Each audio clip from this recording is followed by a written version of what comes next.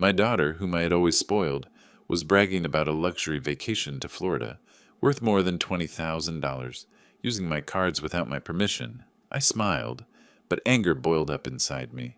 So I waited until they left. Then I canceled every card, every reservation, every order. They landed in the middle of nowhere, and I slept like a baby. When I woke up, I had 15 missed calls, and that was just the beginning. Before we continue, please subscribe to the channel and let us know where you are listening in the comments. And the presidential suite has this incredible wraparound balcony that overlooks the private beach. Dad, you can literally see dolphins from the bedroom window. I set down my coffee and leaned back in my leather chair, watching the late afternoon sun stream through my office windows. Kayla's voice bubbled through the phone speaker with that infectious excitement I'd grown to love over the years, but something felt off. That sounds amazing, sweetheart. Which resort did you pick? The Oceanfront Grand in Key Largo. It's absolutely perfect. They have this helicopter tour that takes you over the coral reefs, and tomorrow night we're dining at their 5-star restaurant. The chef trained in Paris. My pen tapped against the mahogany desk. Key Largo's beautiful. I remember you mentioning wanting to visit there. I paused, letting the silence stretch just long enough. How much is all this running, you and Ryan? The slightest hesitation. Oh, we've been saving up. Ryan got that bonus from his sales job, and I've been putting aside money from my part-time work at the boutique. I straightened in my chair. Ryan's sales job was 3 hours a week at a car lot, and Kayla's boutique work barely covered her coffee habit. That's wonderful that you two have been so responsible with your finances. Yeah, well, we really wanted to do something special for our anniversary. Your anniversary isn't until October, Kayla. Another pause, longer this time. I meant our dating anniversary, from when we first met. I pulled up my calendar, already knowing what I'd find. That was in February. Dad, you're being so weird about this. Can't I just be excited about my vacation without getting the third degree? The defensive edge in her voice hit me like a cold wave. This was my daughter, my baby girl who used to curl up in my lap and ask me to read her bedtime stories, but the woman on the phone was someone else entirely. Of course you can, sweetheart. I'm just impressed by how much you've managed to save. A presidential suite at the Oceanfront Grand, helicopter tours, 5-star dining. That's got to be running close to $20,000 for the week. It's not that much, Dad. God, you make it sound like we're blowing our life savings. I'm not criticizing, Kayla. I'm proud that you're being financially responsible. Look, I need to go pack. We're leaving for the airport in an hour. Have a wonderful time, sweetheart. Send me pictures. The line went dead, and I stared at my phone. 29 years of fatherhood, and I'd learned to read my daughter's moods like weather patterns. The nervous laugh when she mentioned Ryan's bonus. The way she'd stumbled over the anniversary explanation. The quick topic changes whenever I pressed about money. I set the phone down and opened my laptop. My fingers hovered over the keyboard for a moment before I typed in my bank's website. The login screen appeared, and I entered my credentials with growing certainty about what I'd find. The afternoon shadows lengthened across my office floor as I sat there, staring at the screen. $20,000, the exact amount I'd mentioned, almost as if I'd known all along. My little girl was stealing from me. 3 days later, I sat in my office with a cup of coffee growing cold beside me. The morning light was softer now, and I'd been staring at bank statements for the better part of an hour. What had started as routine financial review had become something else entirely. There it was, highlighted in yellow, American Airlines, 2,847. The date matched perfectly with Kayla's departure announcement. Below it, Oceanfront Grand Resort, $1,250. Enterprise Rent-A-Car, $890. Blue Water Helicopter Tours, $1,200. Paradise Dining Experience, $750. I reached for my calculator, though I already knew the total. 18th 137. Close enough to my $20,000 estimate to make my chest tighten. Each charge appeared on my American Express statement, the card I'd given Kayla for emergencies 3 years ago, the card she'd promised to use responsibly, the card whose statements I'd stopped checking because I trusted her. My phone buzzed with a text from Kayla. Having the most amazing time. The suite is incredible. I screenshot the message, then opened my contacts and dialed her number. It rang 4 times before she answered. "Hey, Dad. What's up?" "Hi, sweetheart. How's Florida treating you?" "Oh my God, it's paradise. We just got back from the helicopter tour, and tonight we're going to that restaurant I told you about. Ryan's taking pictures of everything." "That's wonderful. I'm so glad you two are enjoying yourselves." I clicked through to the next bank statement, noting additional charges I'd missed. "Kayla, I need to ask you something." "Sure, what's up?" "Are you using my credit card for this trip?" The silence stretched for exactly 4 seconds. I counted them. "What?" "No, Dad, of course not. I told you, we saved up for this." "Are you sure?" "Because I'm looking at my American Express statement, and there are charges from your hotel, your flights, even the helicopter tour you just mentioned." That's impossible. Maybe someone stole your card information? You should call the bank right away." Her voice had that same rehearsed quality I'd heard from business partners, trying to cover up mistakes. Smooth, concerned, and completely fabricated. "I'm sure that's what happened," I said, keeping my tone neutral. "I'll call them right now. Thank you for letting me know it wasn't you." "Of course, Dad. I would never do something like that. You know I'd ask if I needed help with anything." "I know you would, sweetheart. Enjoy the rest of your trip." "Thanks, Dad. Love you." "Love you too." I hung up and stared at the phone. She'd lied to my face without a moment's hesitation. Not just evaded or dodged. She'd created an elaborate story about credit card theft and expressed genuine-sounding concern for my financial security. I leaned back in my chair and closed my eyes. The little girl who used to confess to breaking vases before I'd even noticed they were damaged had just committed theft and lied about it with professional-level skill. When had I become such an easy mark in my own daughter's eyes? That evening I found myself in my study, surrounded by photo albums I hadn't opened in years. The burgundy leather covers felt familiar under my fingers as I flipped through decades of family memories. Here was Kayla, at 5, gap-toothed and grinning beside her first bicycle, a pink princess model that had cost me 2 weeks' salary at the time. She'd seen it in the store window and declared it the most beautiful thing in the world. I'd worked overtime for a month to afford it. I turned the page. Kayla at 16, posing beside her first car, not the reliable Honda I'd suggested, but the BMW convertible she'd begged for. "Everyone at school has nice cars, Dad. I'll be so embarrassed."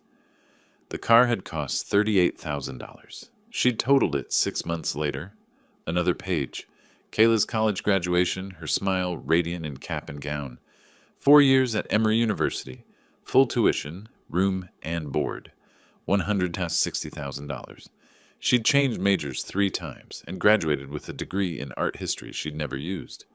I closed the album and reached for another. This one was smaller, less organized. Pictures of Michael, my other child, though you wouldn't know it from the way he'd been raised. Here he was at his high school graduation, working part-time at a grocery store to save money for community college. His car was a 15-year-old Honda Civic he'd bought with his own money and maintained himself. The contrast was stark. Michael had asked me for help exactly 3 times in his adult life. Once for a small loan when his car needed repairs, money he'd repaid within 2 months. Once for help with a security deposit on his first apartment, again repaid promptly. The 3rd time was last year when he'd asked if I could help with his wedding expenses. Not demanded, not assumed, asked. And when I'd offered to pay for the entire wedding, he'd insisted on covering half himself. I opened my laptop and pulled up the financial records I'd been compiling. The numbers were staggering. Kayla's college education, $160,000. Cars, $73,000 over the years. Apartment deposits and rent assistance, $34,000. Credit card payments I'd made on her behalf, $28,000. The trust fund I'd established for her 25th birthday, $50,000, which she'd blown through in 18 months. Total, $345,000, not including the countless smaller amounts, dinners, shopping trips, spa days, vacations I'd paid for without question. Michael's total, $8,500, every penny repaid with interest. I pushed back from my desk and walked to the window. The neighborhood was quiet, streetlights casting long shadows across manicured lawns. This house, this life I'd built, it was all supposed to be for them, for my children, to give them opportunities I'd never had. Instead, I'd created a monster. The photo albums still lay open on my desk, showing two paths diverging from the same starting point. One child had learned the value of hard work and self-reliance. The other had learned that Dad would always be there to clean up the mess. I closed the albums and stacked them neatly on the shelf. Tomorrow, Kayla would return from her stolen vacation, expecting everything to continue as it always had. She'd probably already started planning her next financial request, but something had shifted inside me these past few days. The hurt was still there, but it was crystallizing into something harder, more purposeful. My daughter needed to learn that actions have consequences, that stealing from family, from anyone, wasn't acceptable, and I was going to be the one to teach her. The next evening, I settled into my living room with my laptop open and phone within reach. Kayla's Instagram story showed her at the airport, radiant in the departure lounge lighting. "Finally airborne! Florida, here we come!" Blessed life, their presidential suite. Living my best life. I refreshed the page every few minutes, tracking her posts. The airplane interior, Ryan making ridiculous faces in first-class seats, a champagne toast to the best anniversary ever, with a hashtag that made my jaw clench. Daddy's Girl. At 11:47 p.m., her story updated with a blurry photo of lights below. "Somewhere over the Atlantic. Can't wait to see our suite." I waited another 30 minutes, then opened my phone contacts and dialed the Oceanfront Grand Resort. "Oceanfront Grand, this is Marcus speaking. How may I help you?" "Good evening, Marcus. I need to cancel a reservation. Presidential suite. Checking in tomorrow under the name Kayla Foster." "I'd be happy to help you with that, sir. May I have the confirmation number?" I read it from my bank statement. The reservation was made with my credit card without my authorization. I'm canceling it immediately. "I understand, sir. I see the reservation here. Unfortunately, the presidential suite has a strict 72-hour cancellation policy. The full amount is non-refundable at this point." "That's fine. Please proceed with the cancellation." "Certainly, sir. The reservation has been canceled. The cardholder should receive a confirmation email within the next few minutes." Next, I called Enterprise Rent-A-Car. Same story, same professional courtesy.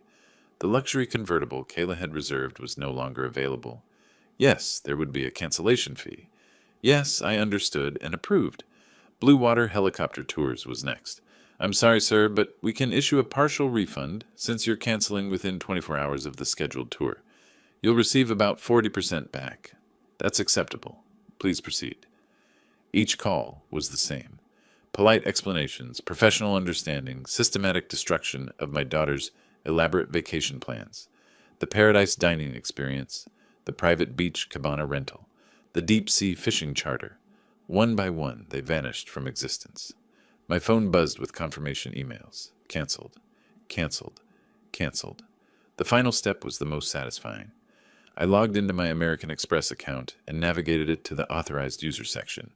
Kayla Foster. Remove user. The system asked if I was sure. I clicked confirm with more satisfaction than I'd felt in years. By 2:30 a.m., it was done. Every luxury service, every upgrade, every indulgence had been systematically canceled. Kayla would land in Miami tomorrow morning to find herself with nowhere to stay, no transportation, and no way to pay for alternatives. I poured myself a glass of whiskey and sat back in my chair. My phone was silent now, but I knew that would change soon. Very soon. I went to bed that night with a sense of peace I hadn't experienced in years. Justice wasn't always swift, but when it came, it was thorough. My phone began buzzing at 6:23 a.m. The caller ID showed Kayla's number. I let it ring. It was just the beginning. I woke up naturally at 7:30, stretching in the morning sunlight that filtered through my bedroom curtains. The sleep had been deep and dreamless, the kind of rest that comes from a clear conscience and a job well done. My phone sat on the nightstand, its screen dark and peaceful. I padded to the kitchen, started the coffee maker, and opened the blinds to let in the full glory of the morning. Birds chirped in the oak tree outside my window. The newspaper lay folded on my front step. It wasn't until I returned with the paper that I noticed my phone screen glowing with notifications. 15 missed calls, all from Kayla. The first had come in at 6:23 a.m., the most recent at 7:41 a.m., just minutes ago. I poured my coffee and took a slow sip before picking up the phone. It immediately began ringing in my hand. "Morning, sweetheart. You're up early." "Dad?" Her voice was cautious, probing. "Were you having trouble with your credit card yesterday?" "Trouble? No. Why do you ask?" "I tried to... when we checked into the hotel, there seemed to be some kind of issue with the reservation system. The front desk said something about payment problems." I walked to my kitchen window and gazed out at my neighbor's garden. "That's strange. My card's been working fine. Let me check it right now." I made a show of rustling around for my wallet, though I already knew exactly what I'd find. "Nope. Everything looks normal. Maybe I should test it to be sure. Hold on. Dad, you don't need to... No, this is concerning. If there's fraud on my account, I need to know immediately." I drove to the ATM 2 blocks away, taking my time. When I returned 15 minutes later, I called her back. "All good on my end, sweetheart. The card works perfectly. Maybe it was just a computer glitch at your hotel." Silence. Then, yeah, maybe. I finished my coffee and scrambled some eggs, humming softly to myself. The phone rang again at 9:15. This time her voice was different, higher-pitched, strained. "Dad, something's really wrong. The hotel says our reservation was canceled last night. They're saying someone called and canceled everything." "That's terrible." "Did they say who called?" "They said it was the cardholder."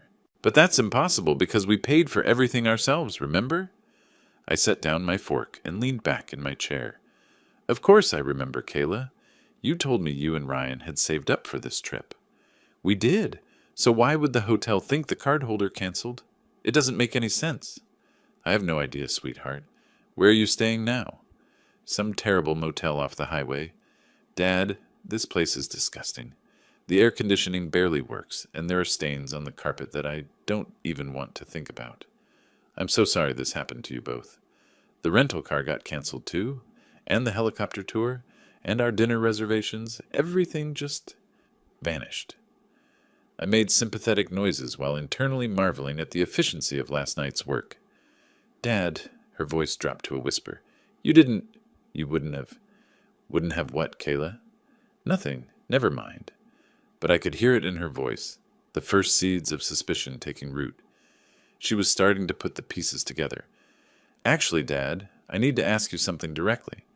"Of course, sweetheart. Ask me anything." "Did you cancel our reservations?" The question hung in the air between us like a sword waiting to fall. I set my coffee cup down slowly, considering my response. The time for games had passed. "Yes, I did." The silence stretched for exactly 7 seconds. I counted them. What do you mean, yes?" "I mean yes, Kayla. I canceled every reservation, every tour, every service you booked with my stolen credit card." "Stolen?" "Dad, I didn't steal anything. I just borrowed. $18,137. My voice remained perfectly level. "American Airlines, April 15th. Oceanfront Grand Resort, April 15th. Enterprise Rent-A-Car, April 16th. Should I continue?" "Dad, you don't understand. It was just a temporary thing. I was going to pay you back." "With what money, Kayla? Your part-time boutique job that pays $9 an hour? Ryan's 3-hour-a-week car lot position?" "We have savings." "No, you don't. You have my money that you took without asking. That's called theft." Her breathing grew ragged. "Fine. So I used your card. So what? You're my father. It's not like I'm some stranger. Being my daughter doesn't give you the right to steal from me. I wasn't stealing. God, you're being so dramatic. It's family money anyway, right? What's yours is mine eventually, so what's the big deal if I take some of it now?" The casual entitlement in her voice hit me like a physical blow. "Eventually? Kayla, you're not entitled to anything I've earned. Come on, Dad. Don't be like this. You've always helped me out before. This is just bigger." "How much bigger, Kayla?" "What do you mean? This isn't the first time, is it?" The silence told me everything I needed to know. "Kayla, how much bigger?" "I don't know what you're talking about. Try again." "Dad, you're scaring me. Why are you being like this?" "Because my daughter is a thief, and I'm just now realizing how bad it's gotten." "Don't call me that. Then tell me the truth. How long have you been using my card without permission?" "It's not... it was just little things sometimes. Dinners out, or when I needed gas, or..." "How long, Kayla?" "Maybe a few months. But Dad, it was never anything big. Just when I needed help, and I knew you'd say yes anyway if I asked. A few months. My hands began to shake with suppressed rage. So instead of asking your father for help like a normal person, you decided to steal from me for months. I'm going to pay it all back. With what money? I'll get a better job. I'll work overtime. You'll what? You can't even hold down the part-time job you have now. That's not fair? Fair? You want to talk about fair? My voice was rising now, and I didn't care. Fair would have been asking for help. Fair would have been respecting the man who raised you, fed you, clothed you, and paid for your entire existence for 29 years. You're being horrible. I'm being honest, and clearly that's something you're not used to hearing. The line went dead. I stared at my phone for a moment, then walked directly to my computer. If she'd been stealing for a few months, I needed to know exactly how much damage we were talking about. I opened my American Express account and began scrolling backward through the statements. February, January, December. There, Le Bernardin in New York, $347. I remembered asking her about her weekend in the city. She'd said her friend had paid for dinner. November, Nordstrom, $8.92. The shopping trip for job interview clothes that her savings had covered. October, Four Seasons, Atlanta, $445. The girls' night spa weekend that had been such a great deal. September, Louis Vuitton, 1,200. The purse that had been a gift from Ryan. The numbers climbed steadily as I went back further. Restaurants, shopping, hotels, jewelry stores, beauty treatments, all charged to my card, all explained away with elaborate lies. I reached for my calculator and began adding. The vacation was just the tip of the iceberg. Total unauthorized charges over 6 months, $23,147, almost $24,000, stolen piece by piece while she looked me in the eye and lied. I leaned back in my chair, staring at the screen. My daughter hadn't just betrayed my trust. She'd been systematically robbing me for half a year, while pretending to be grateful for my support. The phone in my hand felt heavier than it should have. I needed air, space, something other than bank statements and calculators, and the growing realization that I'd raised a criminal. I moved to the living room and collapsed into my leather recliner, the same chair where I'd read Kayla, bedtime stories 20 years ago. My phone sat beside me, and almost without thinking, I opened Instagram. The app loaded to a notification. Kayla Foster posted to their story. Curiosity got the better of me. I tapped the notification. The screen filled with shaky video footage of what looked like a highway motel. Kayla's voice narrated over images of peeling wallpaper and a flickering bathroom light. So this is where my father has forced me to stay on what was supposed to be my dream vacation. The camera panned across water stains on the ceiling. Thanks to his controlling, manipulative behavior, this is my reality now. I watched in growing horror as she continued the tour. The threadbare carpet, the broken air conditioning unit, the view of a parking lot filled with semi-trucks. The video ended, but more story bubbles appeared. I tapped the next one. A photo of her face, mascara streaked, eyes red from crying. The caption read, "When your own father sabotages your happiness because he can't stand to see you succeed. Toxic parents, financial abus, manipulation." I nearly dropped the phone. Another story, a long text post over a black background. Growing up with a father who uses money to control every aspect of your life, who promises love but delivers conditions, who can't bear to see his children independent or happy. Trauma talk. Generational trauma. Narcissistic parents. The comments were already pouring in. Girl, cut him off completely. You deserve so much better than this. Toxic parents never change. Go no contact. Sue him for emotional damages. I kept scrolling, watching my daughter systematically destroy my reputation in real time. Story after story, each one painting me as an abusive, controlling monster who had ruined her life out of spite. The final story was a direct video message to the camera. To everyone asking what happened, my father has always been like this. Growing up, he would promise things and then take them away if I didn't behave exactly how he wanted. Nothing was ever unconditional with him. And now, as an adult, he's still trying to control me by canceling my vacation that I worked so hard to afford. She worked so hard to afford, with my stolen money. He can't stand that I'm independent now, that I don't need him anymore. So he decided to punish me by calling my hotel and pretending there were problems with payment. He sabotaged everything out of pure malice. Independent. The woman who had stolen nearly $24,000 from me was calling herself independent. I'm sharing this because I know other people have parents like this, and I want you to know you're not alone. Sometimes the people who are supposed to love us unconditionally are the ones who hurt us the most. The video ended with her wiping away a tear and looking directly into the camera with wounded, brave eyes. I closed the app and set the phone down with shaking hands. In the span of 3 hours, my daughter had stolen from me, lied to me, publicly humiliated me, and painted herself as a victim of my abuse. She'd turned a simple case of theft and consequences into a social media campaign designed to destroy my reputation and garner sympathy for herself.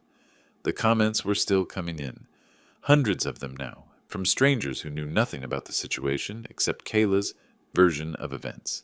Strangers who were now convinced I was a monster. I looked around my living room at the family photos scattered across the mantelpiece.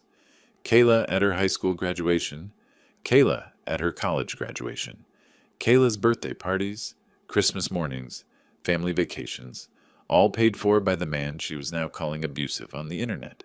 The same man who had just discovered she'd been robbing him for 6 months.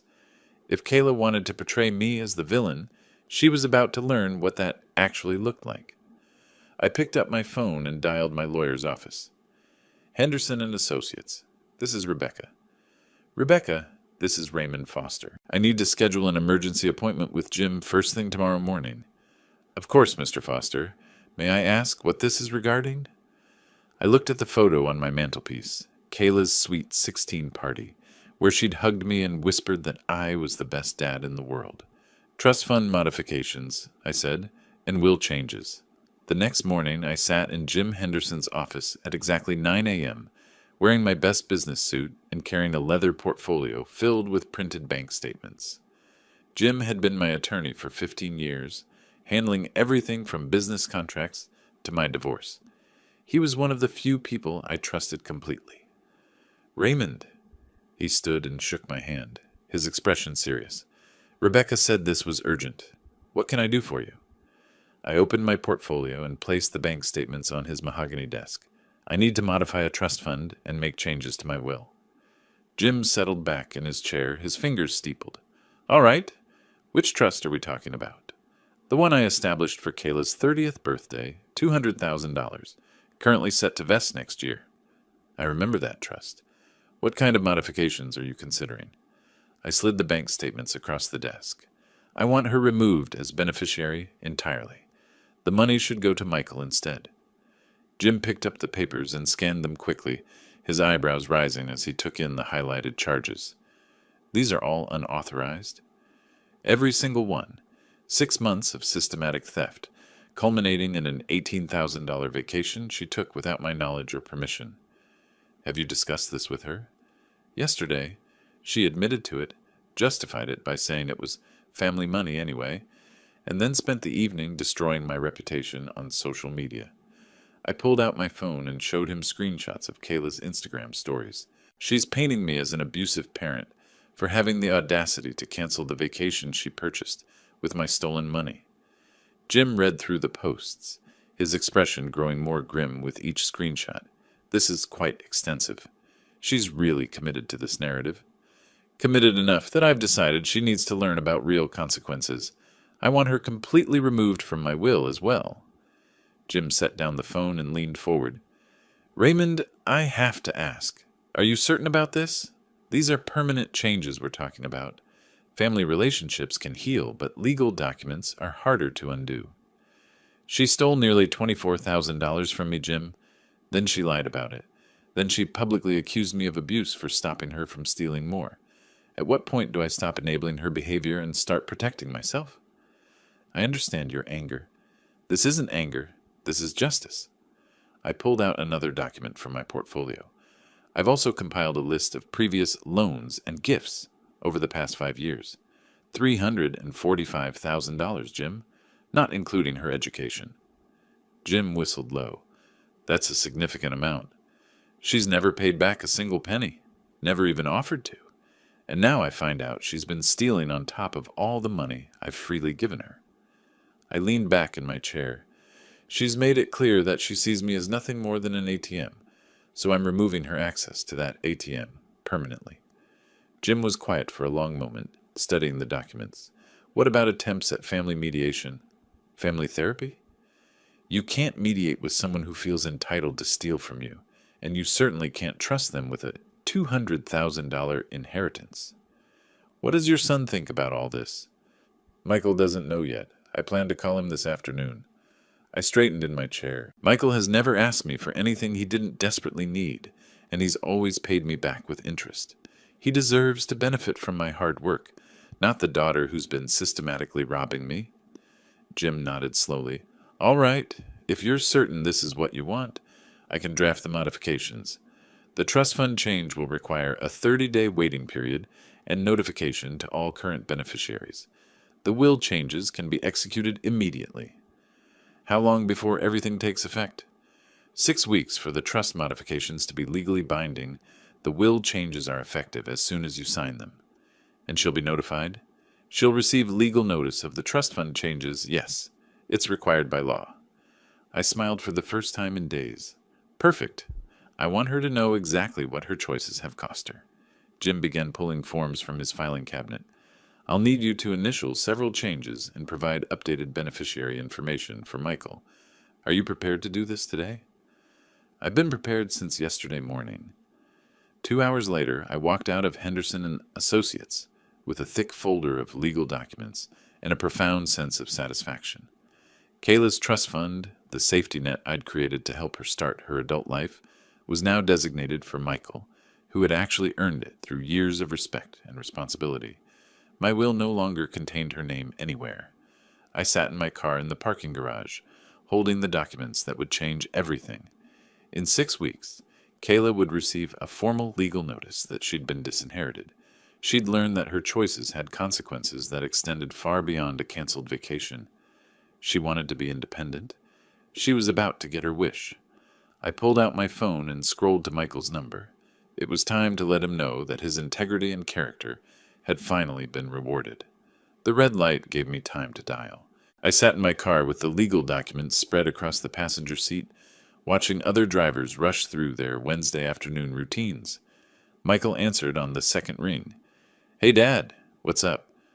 Hi, son. I have some important news to share with you. Are you somewhere you can talk? Sure, I'm just finishing lunch at work. Is everything okay? I pulled into my driveway and turned off the engine. I need to tell you about some changes I've made to my will and to Kayla's trust fund. Silence. Then, Dad, what's going on? Michael, I'm transferring Kayla's $200,000 trust fund to you, and I've removed her from my will entirely. What? Why would you... Dad, what happened? I gathered the documents and walked into my house, settling into my office chair. Kayla has been stealing from me for months, nearly $24,000 in unauthorized charges on my credit card. That can't be right. Kayla wouldn't... She admitted it, Michael. I have all the documentation right here. I pulled up the bank statements on my computer. Would you like me to go through the charges with you? Yes. I need to understand what you're saying. I read through the list methodically. The restaurants, the shopping sprees, the hotels, the vacation, each charge with its date and amount. Michael grew quieter with each item. And when you confronted her about this? She said it was family money anyway and that she was just borrowing. Then she spent yesterday posting on Instagram about what an abusive, controlling father I am. Michael was quiet for a long moment. Dad, when was the last time you talked to Kayla? I mean, really talked to her? Before this week? Probably 2 months ago. She called asking about refinancing her car loan. Yeah, we don't really talk anymore either. Not since she married Ryan. He paused. She's changed a lot, Dad. She used to be different. I know she was. But people become who they choose to become, Michael. And she's chosen to become someone who steals from family, and then plays the victim when there are consequences. This trust fund thing? Dad, I don't feel right about taking money that was meant for her. Michael, you've never asked me for anything you didn't absolutely need. You've paid back every penny I've ever loaned you with interest. You work 60 hours a week to support your family and still find time to help your neighbors. I leaned back in my chair. Kayla works 15 hours a week and believes I owe her a luxury lifestyle. Which one of my children deserves to inherit the results of my hard work? When you put it like that, I'm not punishing Kayla out of spite. I'm rewarding you for being the man I raised you to be. There's a difference. What happens now? Does she know about this yet? She'll receive legal notification when she gets back from her stolen vacation. I expect that conversation will be unpleasant. Dad, be careful. Ryan's got a temper when he doesn't get his way. I'm not afraid of Ryan. I know you're not. But maybe you should be prepared for them to react badly. I looked at the documents spread across my desk. Legal proof that I'd chosen character over blood, integrity over family obligation. They can react however they want, Michael, but they can't steal from me anymore, and they can't manipulate me into enabling their behavior. Are you sure about this? Really sure? I've never been more certain of anything in my life. We talked for another 10 minutes about practical details, about the legal timeline, about his own family's reaction to the unexpected windfall. When we hung up, I sat in my office surrounded by the evidence of my daughter's betrayal and my son's worthiness. Tomorrow, I'd mail copies of the trust modification to Kayla. By the time she received them, there would be no turning back. But that was the point. 3 days later, I drove to Kayla's apartment complex and slipped a manila envelope into her mailbox. The documents inside would speak louder than any conversation we might have. Legal language had a way of cutting through manipulation and getting straight to the truth. I drove home and waited. The call came at 2:47 p.m. the following Tuesday. What the hell is this? Kayla's voice was shaking with rage before I'd even said hello. Legal documents. I assume you've read them. You can't do this. You can't just steal my money. Your money? Kayla, you just spent the last week vacationing on my stolen money, and now you're accusing me of theft? That trust fund was mine. You promised it to me. I promised it to the daughter I thought I was raising. That person doesn't seem to exist anymore. Dad, you have to change this back. Please. You don't understand. Ryan's already made plans for that money. We were going to buy a house, start a family. Plans made with stolen money tend to fall through. The line went quiet, except for muffled conversation in the background. Ryan's voice getting louder. We're coming over, Kayla said. We need to talk about this face to face. No, we don't. Yes, we do. We'll be there in 20 minutes. The line went dead. I sat in my living room and waited, though I didn't have to wait long. 17 minutes later, my front door shook under aggressive pounding. Open up, Raymond! Ryan's voice carried through the wood. We need to talk. I opened the door to find them both standing on my porch, Kayla's face blotchy from crying, Ryan's hands clenched into fists. This is insane! Ryan pushed past me into my living room. You can't just take away money that isn't yours. Ryan, this is my house. You don't get to barge in here and make demands. That trust fund belongs to Kayla. No, it belonged to the person I thought Kayla was. It turns out I was mistaken about her character. Kayla collapsed onto my couch, the legal papers crumpled in her hands. Dad, please. I'm sorry about the credit card thing. I'll pay you back. With what money? I'll get a better job. I'll work more hours. I'll do whatever you want. What I want is a daughter who doesn't steal from me and then lie about it. Ryan stepped closer, his voice dropping to a threatening whisper. You're going to fix this, old man. You're going to call your lawyer and undo whatever bullshit you've pulled. Or what? Or you're going to find out what happens when you mess with the wrong people. I pulled out my phone. Are you threatening me in my own home, Ryan? I'm telling you how things are going to go. Mr. Foster? My neighbor, Mrs. Patterson, appeared in my still open doorway. Is everything all right? I heard yelling. The presence of a witness transformed the room instantly. Ryan stepped back, his aggressive posture shifting to something more socially acceptable. Kayla wiped her eyes and tried to compose herself. Everything's fine, Mrs. Patterson. Just a family discussion that got a little heated. She looked between Ryan's red face and Kayla's tear-streaked appearance. If you're sure. We were just leaving. Kayla stood up, shooting me a look filled with pure venom. Weren't we, Ryan? Ryan stared at me for a long moment, his jaw working silently. This isn't over. Yes, it is. I kept my voice level and calm. And if you threaten me again, I'll call the police. Is that clear? They left without another word, Ryan's shoulder deliberately bumping mine as he passed. I watched through my window as they argued in their car before driving away. Mrs. Patterson lingered in my doorway. "Raymond, are you sure you're okay?" That young man seemed very angry. "Family problems, Eleanor. Nothing I can't handle. If you need anything?" "Thank you, I appreciate the concern." She left, and I closed the door, turning the deadbolt for the first time in years. My hands were shaking slightly, not from fear, but from adrenaline. Ryan had just threatened me in front of a witness. Kayla had demanded I reverse legal decisions made by attorneys and backed by months of evidence. They'd both acted as if stealing $24,000 was a minor misunderstanding that could be fixed with apologies and promises. I walked to my kitchen and poured myself a glass of water, looking out at the quiet street where normal families lived normal lives. Somewhere out there, Kayla and Ryan were planning their next move, but I'd already made mine. Eleanor lingered on my porch, her gray eyes filled with concern. "Are you certain everything's all right, Raymond? That was quite a disturbance." "Just some family disagreements about financial matters. Nothing that can't be resolved through proper channels." She nodded, though her expression remained troubled. "Well, you know where to find me if you need anything. Harold and I are always home in the evenings." After she left, I found myself standing alone in my living room, the echo of raised voices still hanging in the air. The house felt larger somehow, more empty. For the first time since this whole ordeal began, doubt crept in around the edges. Had I been too harsh? Was there truth in Kayla's tears and her promises to change?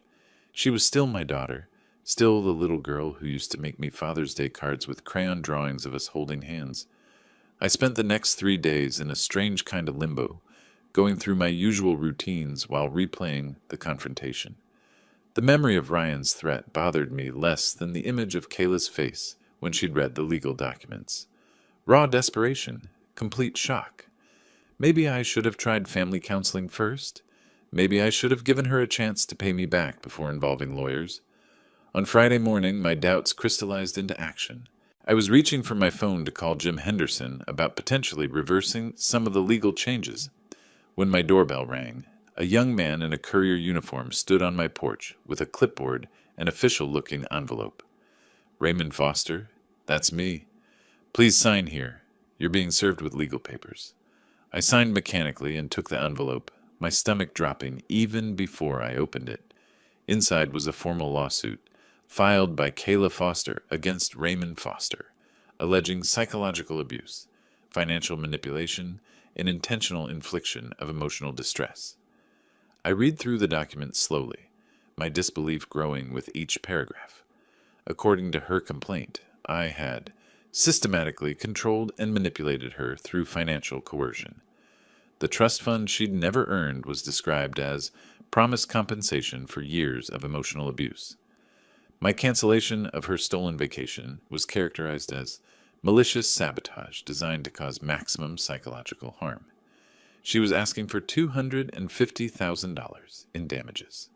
The lawsuit painted a picture of me as a monster who had psychologically tormented my daughter for years, using money as a weapon to maintain control over her life.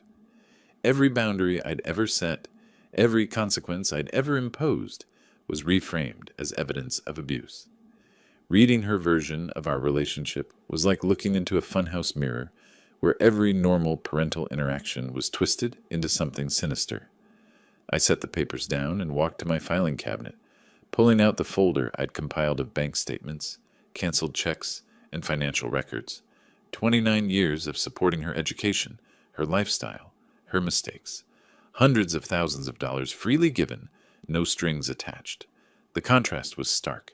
Here was documentation of generosity spanning decades, and there was her legal claim that I'd been financially abusive. I called Jim Henderson. "Raymond, I was expecting your call. I assume you've been served?" "How did you know?" "Because this is exactly what happens when entitled people face real consequences for the first time. They attack." His voice was calm, professional.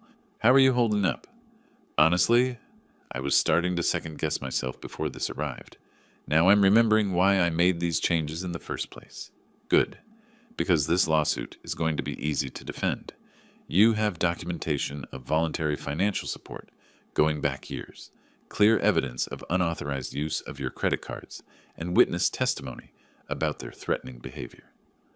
What about her claims of psychological abuse? Raymond, setting boundaries with an adult child isn't abuse. Refusing to enable theft isn't manipulation. We'll present the facts and let them speak for themselves. We talked for another 20 minutes about legal strategy and timeline. When I hung up, I felt steadier, more certain of my course. I spread the lawsuit papers across my dining table next to my own documentation. The evidence was overwhelming. Every charge Kayla had made against my character was contradicted by decades of proof showing exactly the opposite.